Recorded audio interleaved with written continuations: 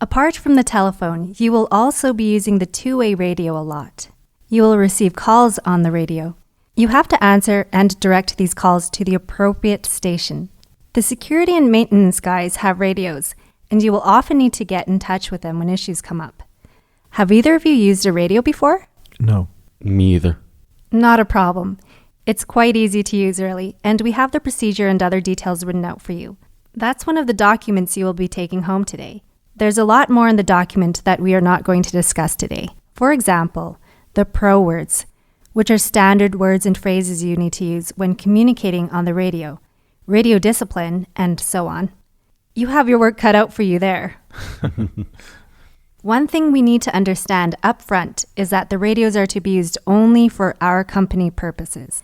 Our license does not cover private conversations, and we are very strict about this.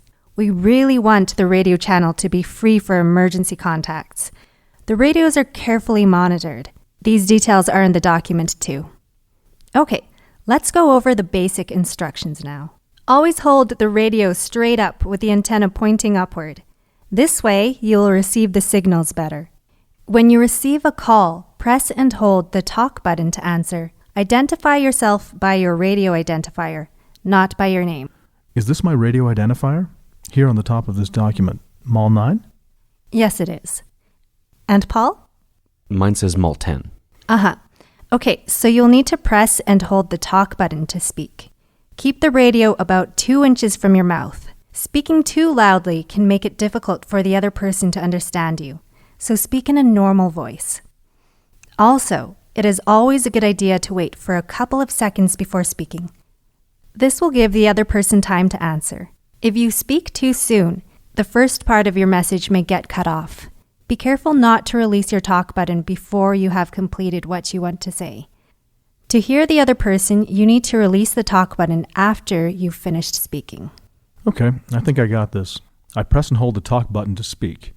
If I don't hold it down, the other person can't hear me. Exactly. And to hear the other person, I have to release the talk button. Only then I'll be able to hear the other person. That's right. Great. Looks like you guys have the basics. Do look over the rest of the document this afternoon and let me know if you have any questions at tomorrow's session. One word of warning. Many people need a little time to get used to the radio, especially pressing and releasing the talk button. It sounds easy, but people generally release the button too soon or keep it pressed for longer than necessary. Just one thing. I see you have a sample log with instructions in this document. Oh yes, I'm glad you brought that up, Raja. I nearly forgot. This is a sample of the daily shift log. You'll need to write down the details of each radio transmission at the end of your shift.